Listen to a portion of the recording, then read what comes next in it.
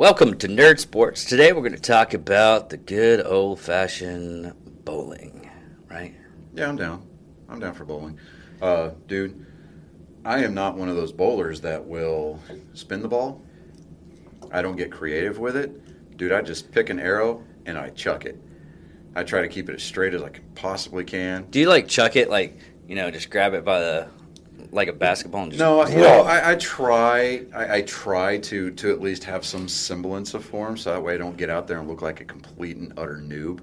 But yeah, I mean, I think I might on a good day I might bowl anywhere from a 180 to a 220. I know this guy, Sam Johnson. Every time he bowls like a 300 or something like that, he gets himself a ring. He's like, I got all these rings because I rolled a 300. I was like, oh, cool. It's one of those things that if it's not your thing, you don't really feel that whole power to it. Most actual competitors and everything don't get that either when they win like a championship because they know they got to do a little bit better next year. Yeah, or.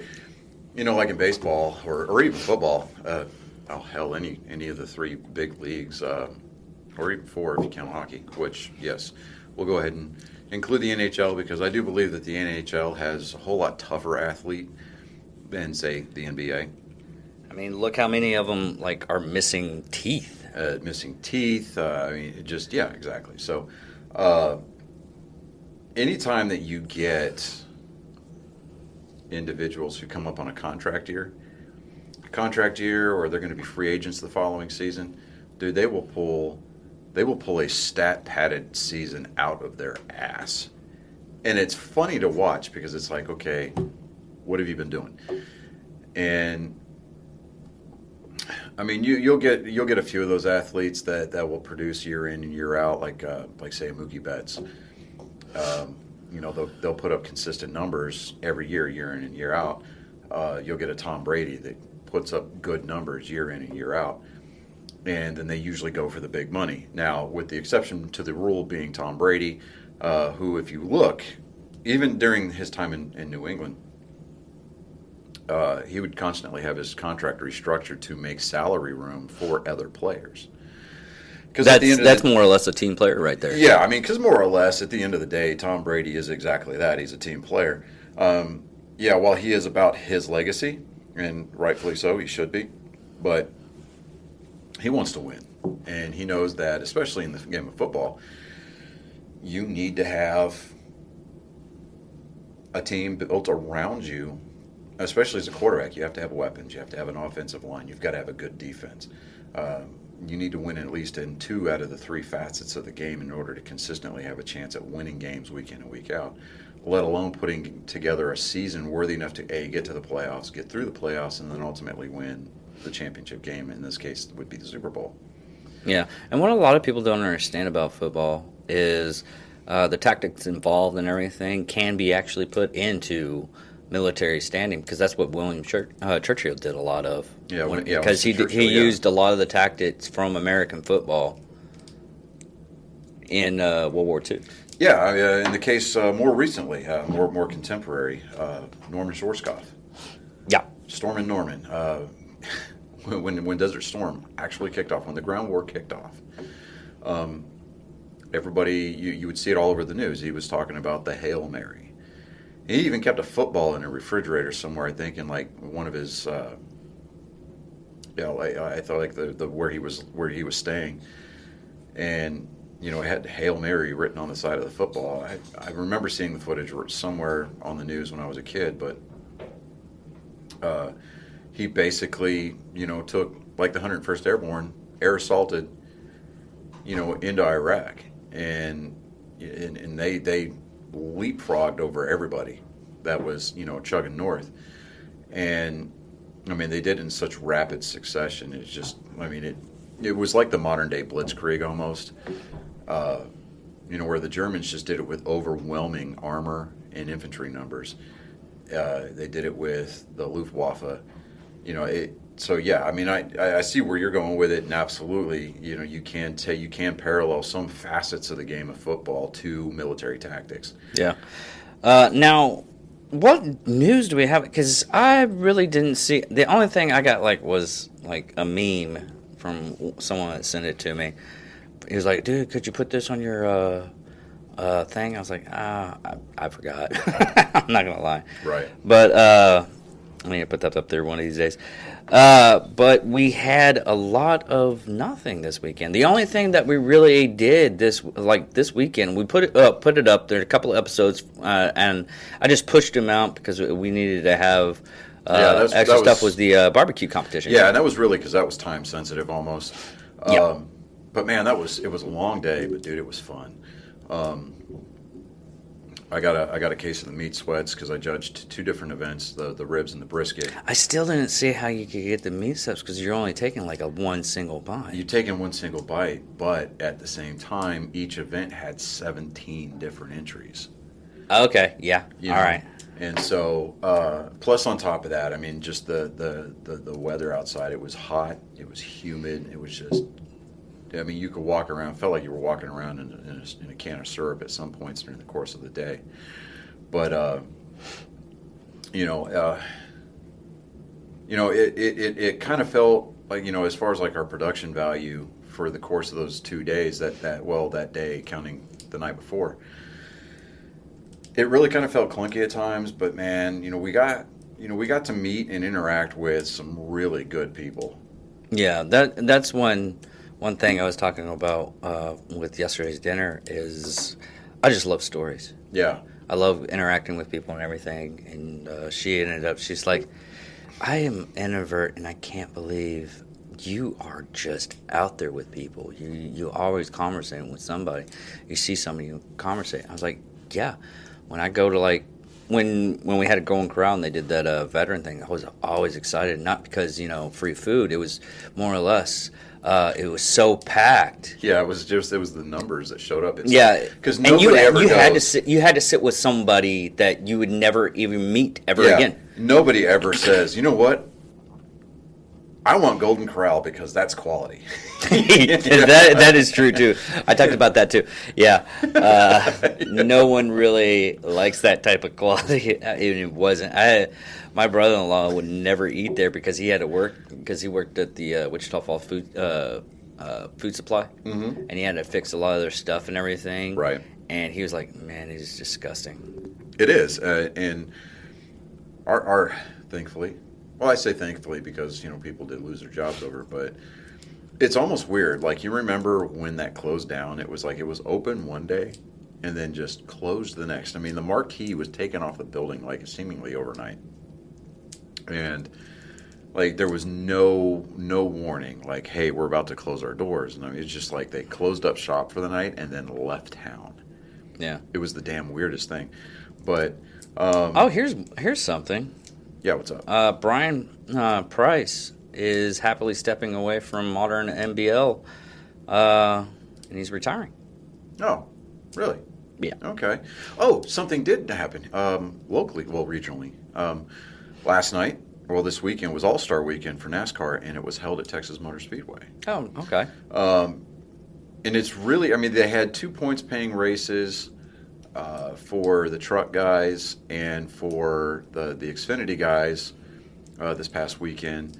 But, I mean, the crown jewel for the whole weekend was when the NASCAR Cup guys, the top tier, got to race. No points on the line. It was all for $1 million, winner take all.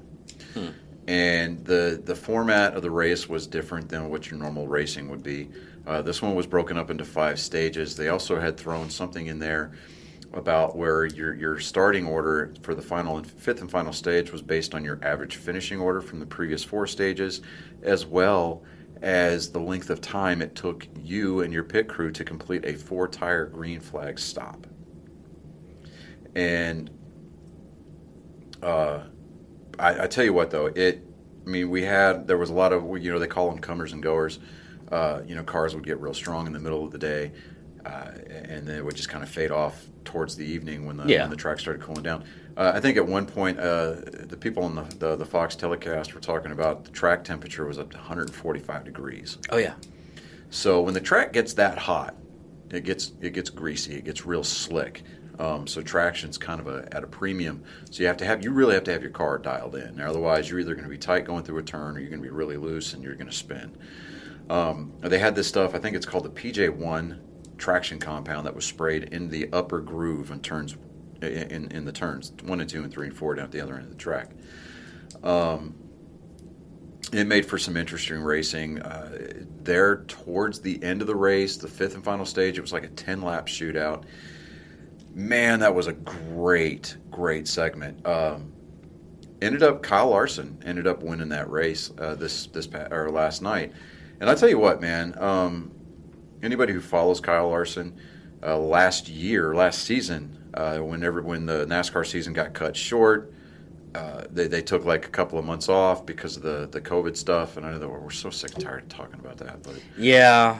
But anyway, NASCAR started doing the e-racing invitationals just to put stuff on TV, give fans something to watch, and it gave the drivers like an opportunity just to get behind a wheel, and we got to see their racing rigs, and it was really cool.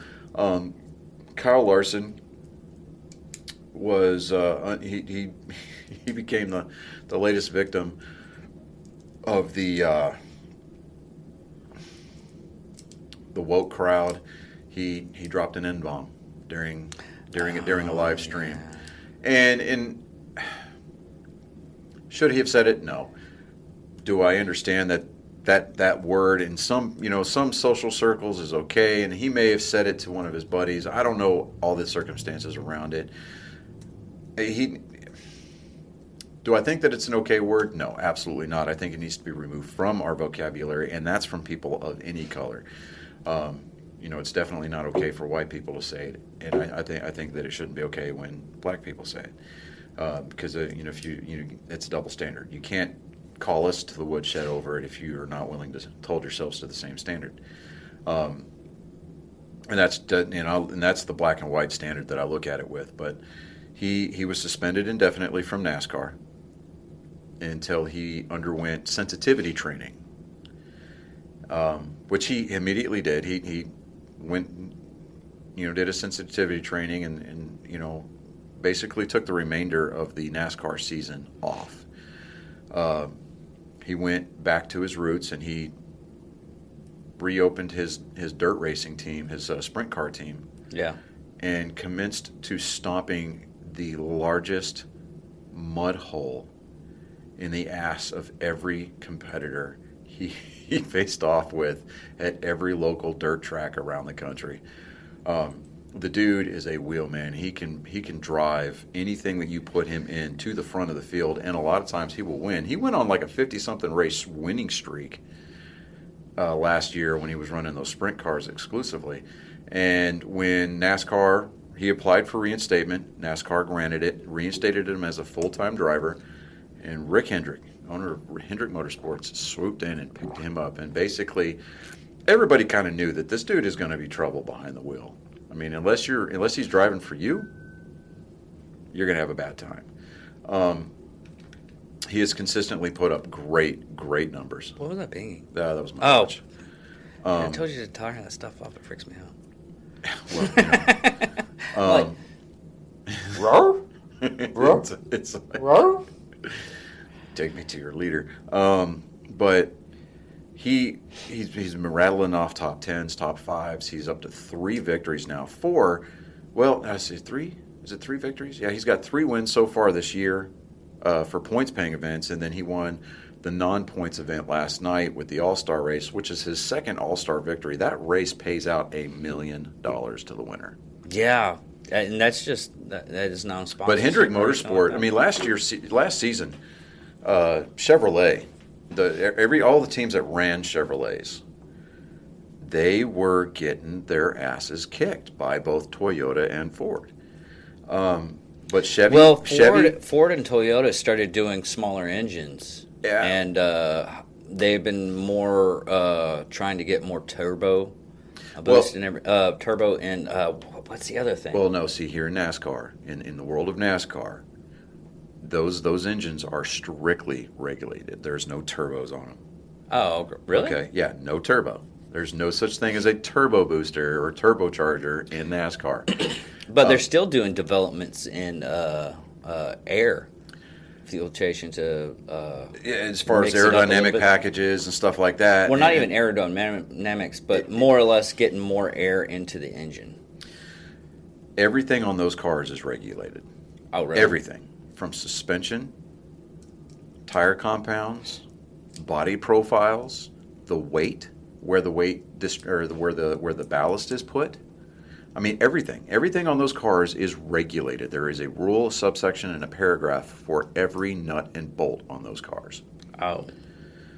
Everything. Oh, okay. Okay. The only thing that really differentiates the cars from one to the next is the front end. The front end and the profile on the back end, on the tail. Because obviously you're going to have your different manufacturers, which right now it's just the big three. It's Toyota, Ford, and Chevrolet. They're wanting to reopen it to a fourth manufacturer. There's a lot of people that are wanting Dodge to come back into the sport. There's a lot of rumblings that Honda may make an appearance in the NASCAR series. I would personally love to see Dodge come back. I really would. But instead of using the Charger, I want to see them use the Challenger body style. In the Xfinity series, the cars are made out of carbon fiber. The bodies are carbon fiber bodies. That's sheet metal in the Cup Series. So when you put a car into the wall and it pancakes the side of your car and it affects your aerodynamics, you're going to have to deal with it. In the Xfinity, there's a lot more forgiveness in those bodies because of the carbon fiber. The bodies are lighter, obviously, because they're made out of carbon instead of the steel. But Toyota runs a Supra in the Xfinity series, and they run a Camry in the Cup Series. But there's no such thing as a two-door Camry. So next season, they're actually going to a new car. It's called the Next Gen car. It's going to be a lot of safety improvements. Aerodynamically, they're going to be more. They're going to be better. I think the engine is actually going to be smaller. Instead of having 5 lug nuts on a wheel, they're going to go to a singular central lug nut, like IndyCar or Formula One. They're constantly trying to make these cars safer to drive, and they're trying to come up and develop these aerodynamic packages that run exclusively at the different style tracks that they'll visit on a weekly basis. And Toyota's coming back with the Camry next year, and everybody's like, "What the hell? Just go with the Supra," because it's not an ugly car.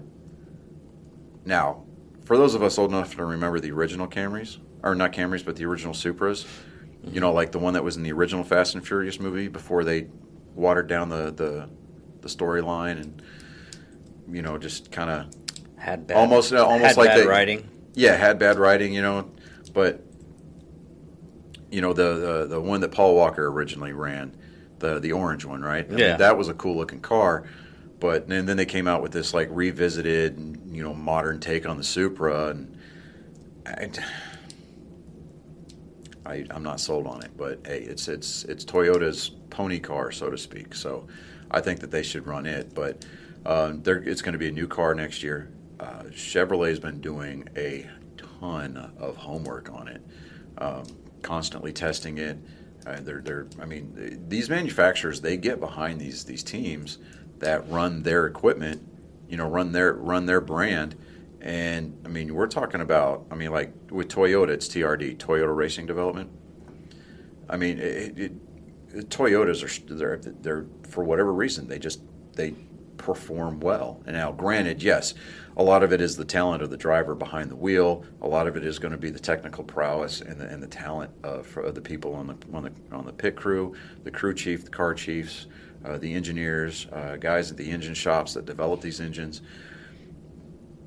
But like this year, it just seems like Hendrick Motorsports is just kicking everybody's ass this year. I believe all 4 of Hendrick Motorsports' drivers have now won a race.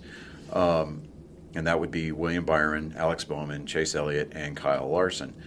And, but it's just, you hear on the radio a lot, it's like, we have a problem with HMS talking about Hendrick Motorsports. And it's just that, they've got just this ungodly amount of speed. Every week, these cars have to go through a pre-race inspection and a post-race inspection.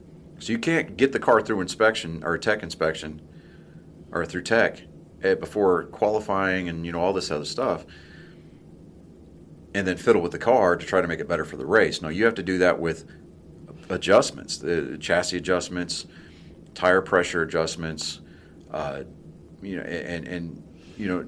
can do little things to affect the handling of a car. I mean, even so much as even taking off a piece of tape from the grill will affect downforce.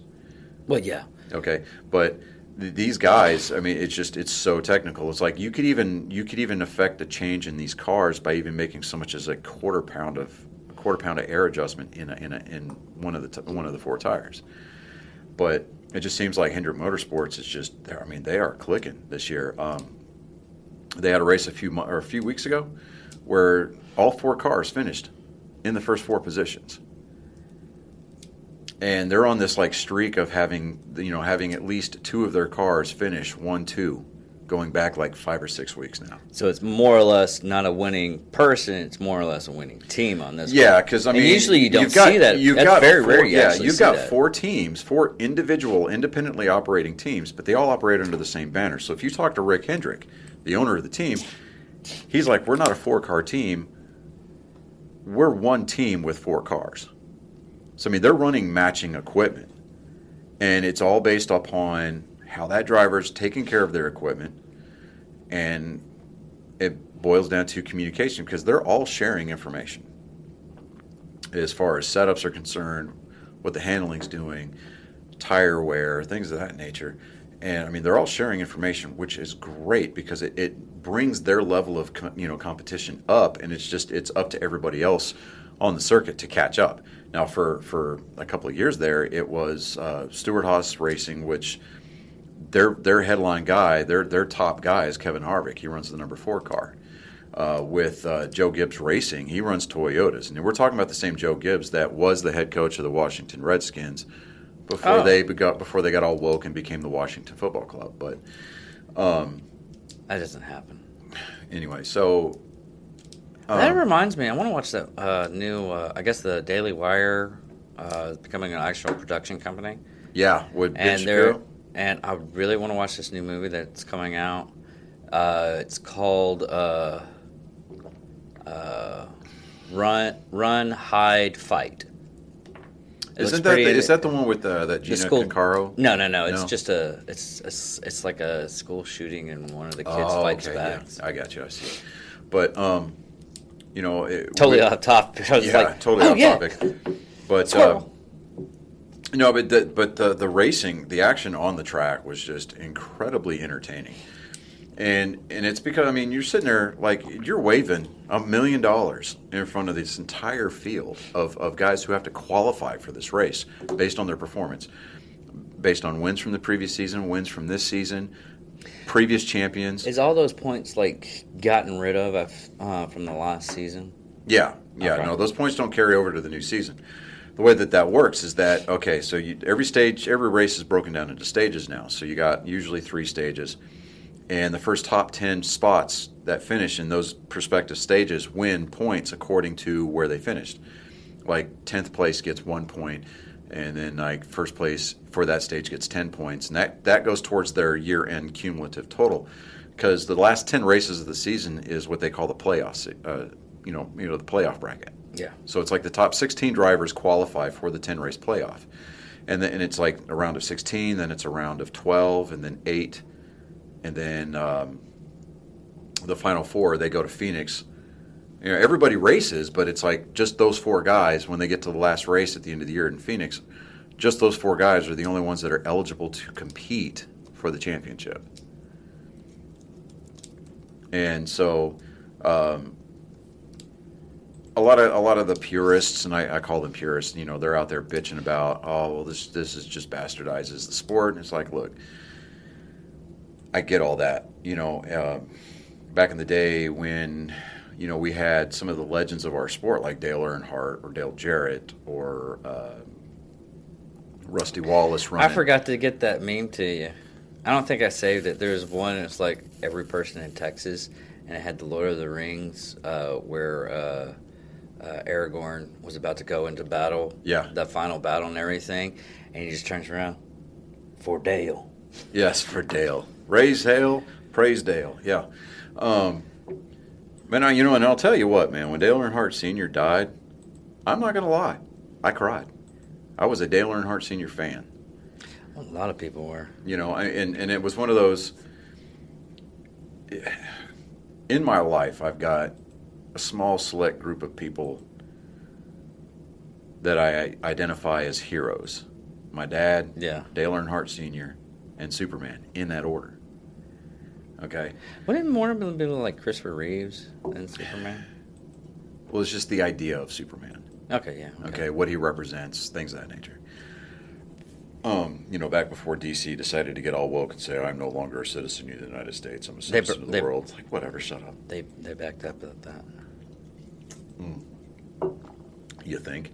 But, yeah, I mean, that was the big thing yesterday, was the All-Star race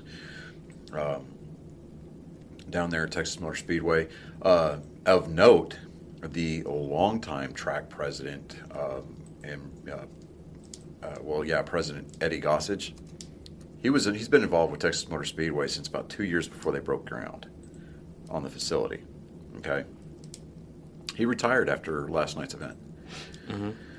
And this guy, I mean, he's responsible for bringing about things like the nicknames of, it's just like No Limit, No Limits Texas.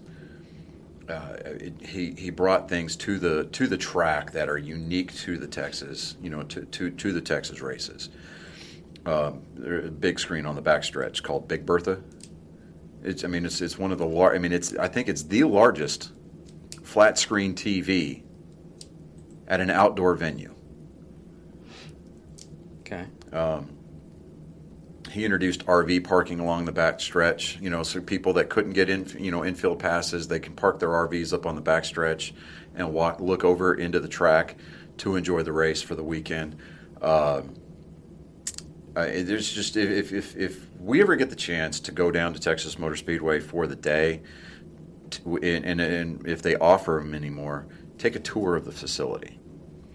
And there's little snippets of like facts, like little factoids and Easter eggs, you almost want to call them, hidden around the track. And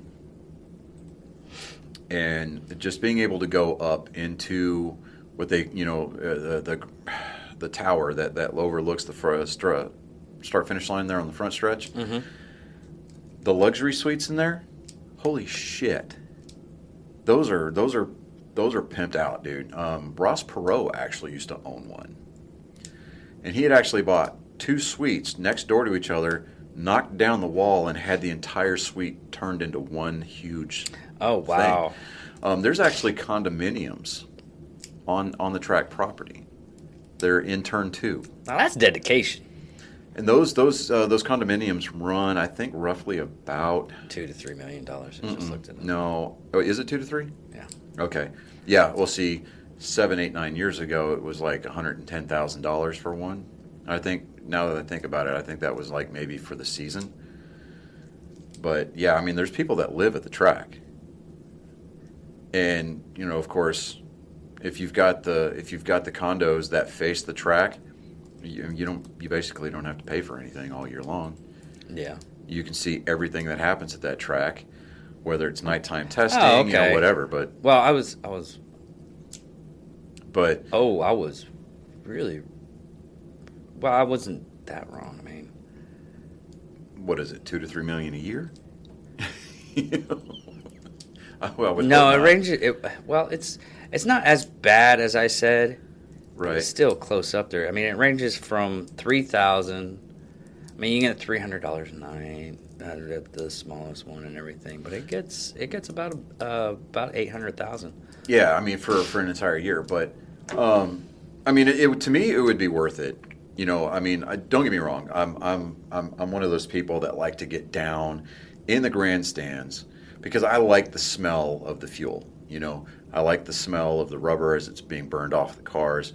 I like to hear and feel that horsepower as they're coming to speed, at the drop of a green flag. When they're ripping, all 43 cars are coming through there, hitting turn one at full speed.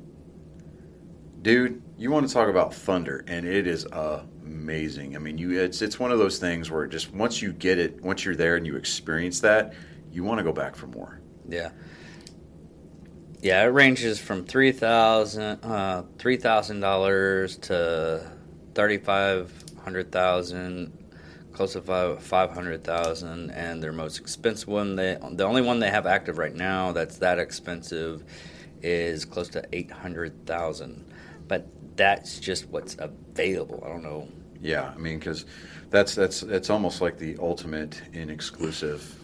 Well, that's any kind of box seat that you're looking at. Really. Yeah, I mean, but with the condominium or with the condo, though, that was one thing I never understood, like box seats and everything. I understand you get more like food vendors and everything. You're taken care of a little bit better, and you kind of see the thing. But I would more or less want like the 50-yard line. Mm-hmm. I'd rather sit there. Because you're in the middle of the entire experience. Yeah, you're around the crowd noise. You can the sights, the sounds, the smells. Even on a football field, you get those nasty, sweaty ass dudes coming off after they've been beating their asses, into the ground. You can hear the conversations. You can, and it's just you kind of feel like you're completely immersed. Yeah, and. Well, it's like, kind of like a baseball. You want to be behind the bat, behind the. See, not for me. Really? If I'm going to sit anywhere that close to the field, I want to be sitting as close to the dugout as I possibly can. Okay. It's either that or I'm sitting out in the bleachers, where the people are. Yeah. And because to me, the closer I am to the field, and the closer I am to the action. You get the sights. I mean, especially with baseball, it's the sounds, it's the smells. But you get the crack of the bat when you can get that anywhere. You can get that anywhere in the field, especially if you go to the new Globe Life Field. Now, of all the complaints that I've got about Globe Life Field, the biggest takeaway that I've got from that new facility is the acoustics in there are amazing. Even with the roof open, the crack of the bat just sounds a little bit differently than it did over at Globe Life Stadium, right literally across the street, which was an open-air field. Now, I mean, do I think that this new stadium that they've been playing in for a couple of years now, does it take away some, from some of the ambiance of the game? Yeah, especially with the obstructed view seats, but I think with the more of the Coliseum type feel that it has because it's an enclosed roof, a retractable roof stadium now, that, there's, as long as you're not sitting in the obstructed view area, you're going to be able to get that. That looks so fucking badass, doesn't it? Are you talking about the next gen cars? Yeah. Just that photo right there. I just that's the Camaro. Really? Yeah, that's the new Camaro. That looks cool. It is, dude, and the Camaro. See, all of these are actually the Camaro, but if you get into, let me see here, and you can tell just by the front end alone, that's a Camaro imprint, but the Mustang looks more like a production Mustang. It really does. Yeah, it does. Have you seen that one white Mustang that's in town that has those triangle, the Boss lights, but they're triangles and they're halogen? I think so. You cannot miss it because it's loud as hell. Yeah, you know what? I think I do remember that car now. Hey, quick. I mean, if you want to keep going, you can keep going, but I'm going to have to take a potty break. Yeah, I did it. I said it. Potty break. I did look like a little girl. He's got to go tinkle. Oh, yeah. So, let me see. Yay. So, yeah, we were talking about the next-gen car. Now, if you keep scrolling through the pictures, eventually you will run into the Toyota entry. And it's no different than the car they're running now. Other than the fact that it's got a carbon fiber body. The front end looks a little bit different. And then obviously with the wheels being a central hub, central lug nut. Are you talking about the blue one? Because the blue one's saying it's Ford. No, not the blue one. There's a white one. White one. Toyota reveals their TRD Camry for 2022. Yeah. Actually, you know what? Here, I'll do this. Yeah, send it to me because I'm just getting like Ford and Chevy. Yeah, that's not the picture. Yeah, let me try to send this one to you here. Come on, here we go. And then we're gonna. Nope. So we're gonna do this. Nope.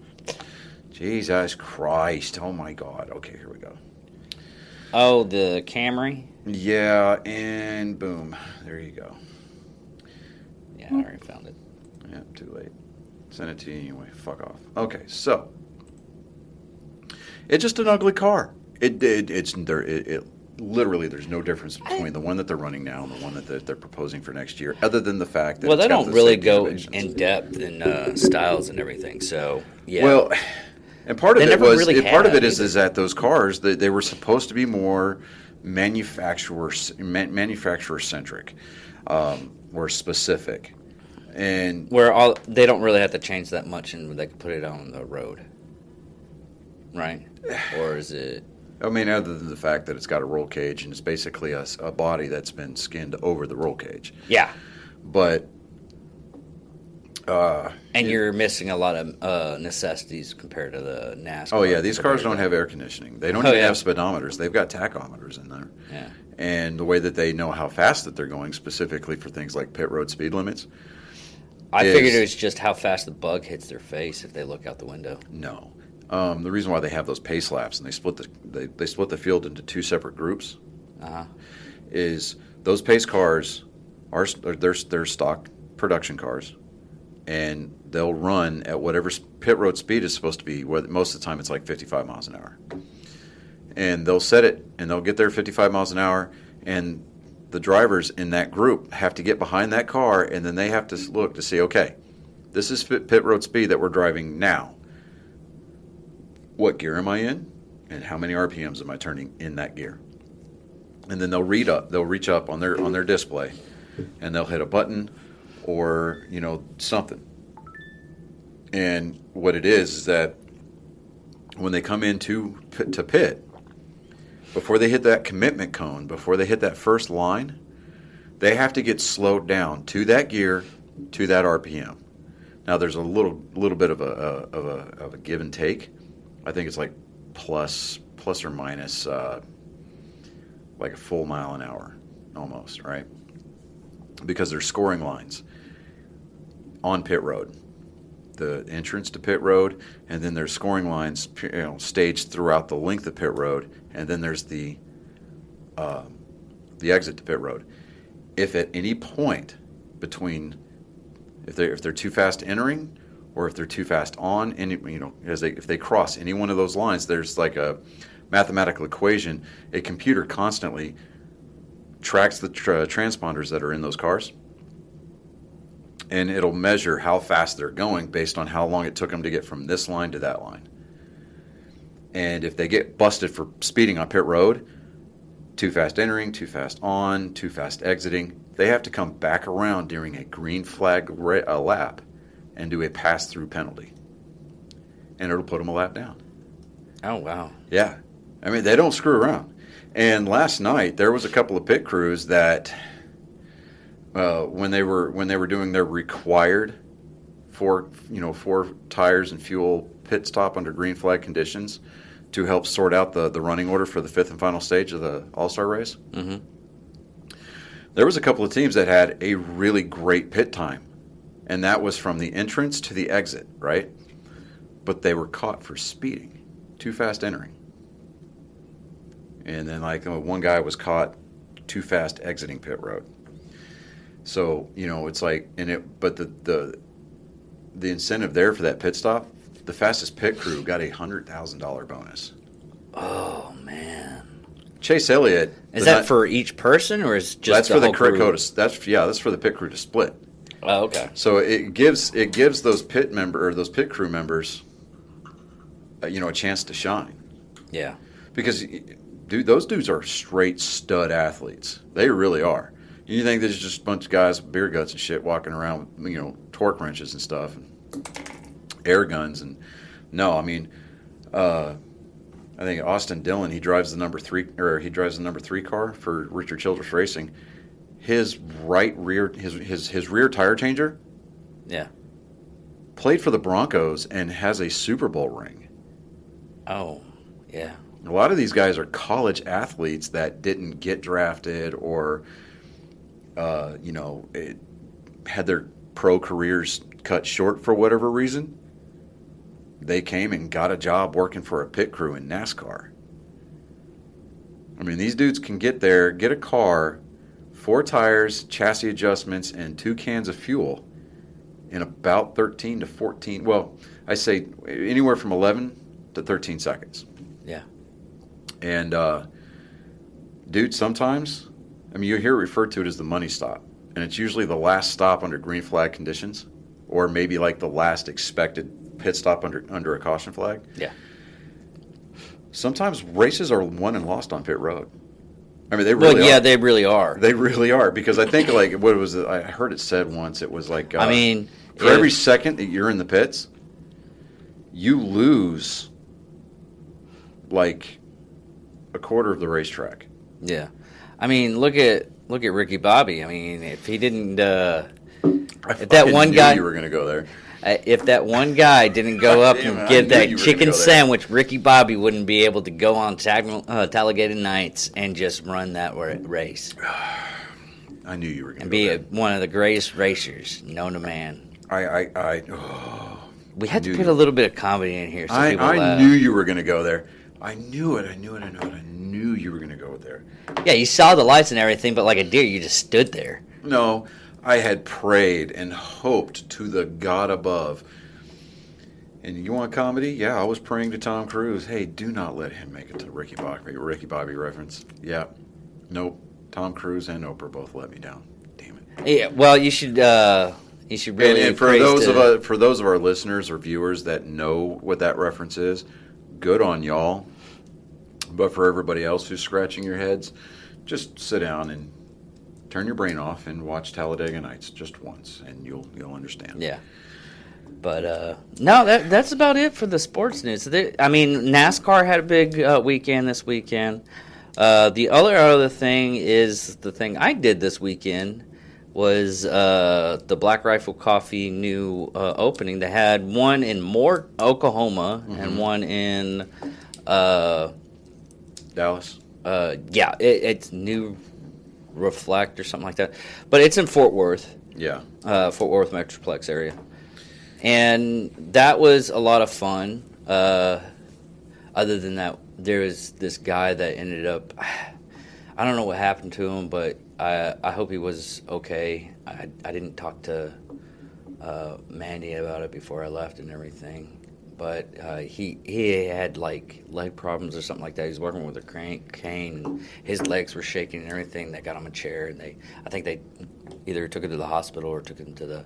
But that was one thing to take away. It would just show how much they really care for people, even though they're a coffee company. They'll take you out line, and it wasn't like they called the ambulance or anything. No, one of the workers.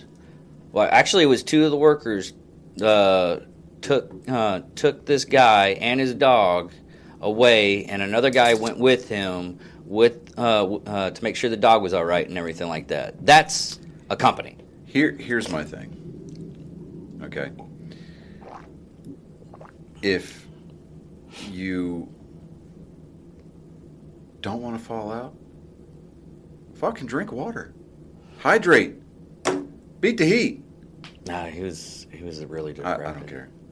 No, I'm just yes, I care. you like I could see it behind your sunglasses. You were like, wow, really? Fucking heartless dick. Yeah, hold on just a second here. My girlfriend's calling into the show. Oh, is she? Yes, she is calling into the show right now. No, no, no. You're going to stay right there. Hi, Jacob. Look, this is what we wanted to show you. I'm sorry I'm interrupting. Uh-oh. Hold on. I gotta share this. Yep. You've officially gotten the sigh of jealousy from David. For those of you who can't see what's going on, my girlfriend FaceTime me here. They're at Galaxy's Edge. They're at Disney World, and they're showing me the Millennium Falcon right now. Good thing it's not the Slave 1, though. If it was Slave 1, I would definitely... You'd be looking for a new girlfriend. No, man. I can't have that kind of negativity in my life. Knowing that someone that's close to me... The only thing I have with people right now is the Stan Lee thing, and going up on Slave 1, that's a no-no around me. Yeah. I would be so jealous. I would be that guy. See, I'm gonna take my kids to Disney World, and I'm gonna drag her along with me because I'm gonna be that guy that goes in and gets dressed up in the full Jedi regalia. I'm gonna make a saber, and I'm gonna challenge Kylo Ren to a saber fight, and I'm gonna talk shit to him. I'm gonna look at him. I'm gonna be like, you know what? I'm not trying to say that you're low class or anything like that, but man, you know. Your dad's a lot cooler than you are. He's a lot cooler than you will ever be. No, something like that. And that's not even something. And here's the Easter egg that I'm going to throw at him. That's something that can't even be discussed by committee. So. No, something like that. The reason why I'm not allowed at places like that, because in that kind of situation, you just see, hey, where'd Dave go? What happened with him? I don't know. Oh my God, he just speared Kylo Ren. That was the most awful thing I ever seen. So I'm gonna hold as part of a conversation here. How's it going for you guys today? Is it hot? It's good. Well, they're in California, or are they in Florida? Florida. Play at the swimming pool at the hotel. So we're gonna ride one more ride, then we're gonna go back to the resort. Did she have any problems with rain? Because what's her name? Nemesis was telling me that they had a lot of rain this weekend. Yeah, it hasn't rained yet today. Yet. Oh, and there is Kylo. Ooh, look at that TIE fighter. Oh, nice. Dude. Like I said, as long as it's not Slave 1. I don't have a problem with Slave 1. No. As long as I don't see Slave 1. If I see Slave 1, yeah, you're... See, our friendship's over. I would be super jealous, and I couldn't look at you in the eyes. Oh, okay. I see where he's going with that. Yeah. Okay. That's like me going out and hanging out with the Red Sox and not knowing any of their names. And I just do, hey, dude, check this guy out. And you're like, motherfucker. So if we can get Jake to say hello, see if we can pick him up on the microphone. Hey, you know, you're going to be on the next episode of my podcast, just so that you know. Yeah, you are. So, you know. Yeah, we can hear you right now. People can't hear you, or they can't see you, but, you know, dust yourself off a little bit.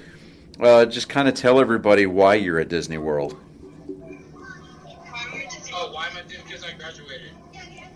Yeah, so you graduated from high school. You're out there acting like a complete nerd, and I am totally and completely jealous of that fact. And then he takes off. It's hard to hear you out here. Okay, so you're getting to run around like a complete nerd, and I'm jealous of that. I'm not ashamed to hide or to admit that at all. You know what's sad is you're going into the mic to speak, and you're moving away from the actual. Yeah. Okay, go over there, talk smack to the stormtroopers. I'll let you guys go.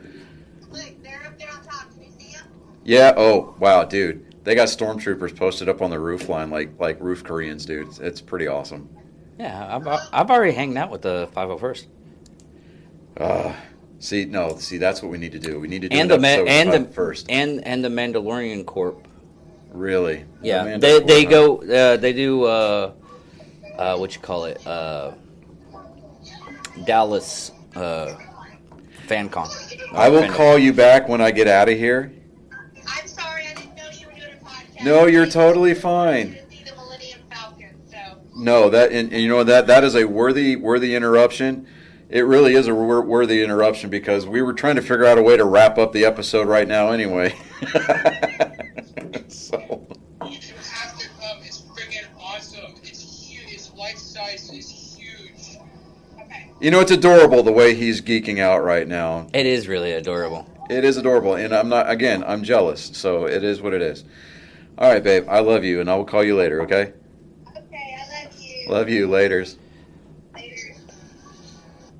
Well, that's the end of the Nerd Sports episode. Yes. And Nerd Sports, we actually We got got some our nerd nerd in. So yeah. yeah. We should do it. We should totally see if we can get people from the 501st together, so we can go do an episode with them. We would have. I mean, we could be downrange of them. We could be downrange. One of the things is there's a lot of them, Yeah. and it's mostly charity groups and everything like that. So I tell you bring what, up and charity this is groups, just a hot take. We can set up a table, be downrange of them, and they can sit there and try to light us up, and it basically would be the safest place on the range. but it really would. Yeah, because stormtroopers just can't hit shit. They even miss their dad. They oh wow wow. Yeah, I went there. Well, everybody, I am David Dickerman. So are you trying to say that like Jenga bringing his son to work that day was a bad idea? Yeah, pretty much. Okay, yeah. All right. Well, everybody, I'm David Dickerman, I'm Johnny Skelton. and this is Nerd Sports. All right, everybody. Keep Thank it you for classy, watching. San Diego.